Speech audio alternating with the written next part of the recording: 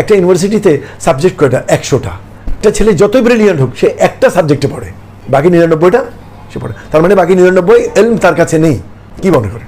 তো তদ্রুপভাবে আমার আয়তন থেকে আমি দেখলাম ছাত্রদেরকে মোটিভেট ওই পরিবেশের লোকরাই এখনও করতেছে, যারা সব সময় এখানে একটা নৈরাজ্য ব্যবস্থা যেন প্রচলিত থাকে, নেতৃত্ব দিচ্ছে।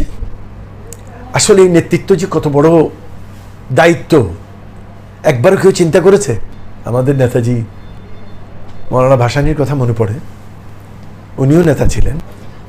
কিন্তু মৌলানা ভাসানী কিভাবে সমাজের মধ্যে নিজের নেতৃত্ব বিস্তার করেছেন, সেটা যদি বিবেচনা করার মতো অভিজ্ঞতা সম্পূর্ণ মানুষ থেকে আজকের ছাত্ররা যদি জানে, এবং অন্যান্যরা কিভাবে নেতৃত্ব দিয়েছেন। আজকে আমাদের পুরো দেশের মধ্যে দেশের কথা বলে বলে সবাই কিন্তু ক্ষমতার জন্য নিজের ম্যানিফেস্টো দেয়, নিজেদের ইস্তেহার দেয়, কিন্তু আমরা সবাই জানি পরক্ষণে তারা এগুলি কিছুই করে না। তারা শুধু তাদের গদিটা সামলাতে চায়, এবং গদি সামলে ফেললে তখন এটাকে পুরো তাদের আয়ত্তে, পুরো দেশটাকে তাদের নিজের কবজায় আনতে চায়।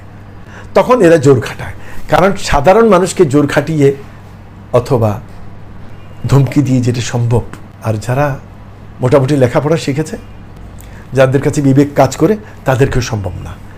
তো জোর তখন খাটায় যখন দেখা যায় যে একটা মানুষ সিদ্ধান্ত নেওয়ার মাঝামাঝি একটা অবস্থানে আছে, তো তখন তাকে ধমকি দেওয়া হয়।